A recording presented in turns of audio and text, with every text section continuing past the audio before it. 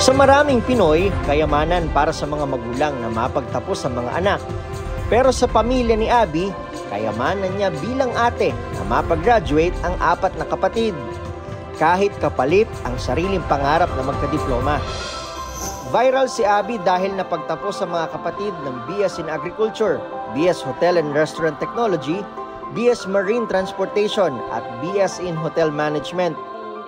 Kwento niya, hindi na sila sinusuportahan ng ama matapos ang hiwalayan nito at ng ina. Hindi naman makapagtrabaho ang ina dahil sa pag-aalaga sa kanilang lola.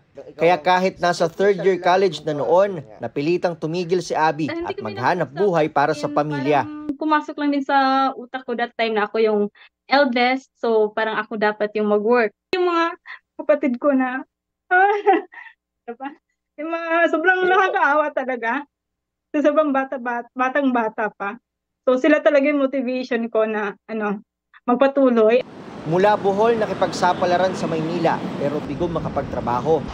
Hindi inakala ni Abby na sa kalapit na Cebu pala siya makakapasok bilang call center agent. Sobrang hirap po talaga. Siguro mga 80% ng sweldo ko binibigay ko sa mama ko. Hinihiram niya muna yung pang-allowance ko. Tas minsan na nagigising na lang ako umiiyak din kasi na parang nagkaka-anxiety na din kasi paano yung wala akong kainin, wala akong pamasahe. Panahon ng pandemya noong 2020 na mag-transition naman siya sa online live selling. Pero kinilala rin ni Abby na hindi niya ito inilaban mag-isa. Sa bawat mapagtatapos na kapatid, may nakakatuwang siya sa paggapang sa pag-aaral ng iba. Malaking tulong ang dati niyang nobyo at ngayon asawang si John. Every sweldo niya talaga, almost 80-100%. Binibigay niya talaga sa family niya. And ako, wala naman akong sinusuportahan kasi hindi naman ako panganay. And then, so ako na lang yung tumutulong sa kanya. Gusto kong magpasalamat. Grabe yung sakripisyo niya na binigay niya. Bihira lang yung eldest na ganito, yung tatalikuran talaga yung pag-aaral.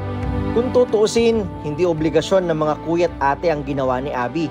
At di kasalanan kung hindi ito magawa, lalo't hindi tayo pare-pareho ng tinatahak na kalbaryo. Pero sa mga makakapagsakripisyo ng ganito, salamat. Right now, parang mas nakafocus na din po ako sa self-worth. Slowly, parang hinihil ko na yung inner child ko, ginagawa ko na yung mga bagay na hindi ko nagawa dati. Yun. And then, I'm also planning na i-pursue yung studies ko din.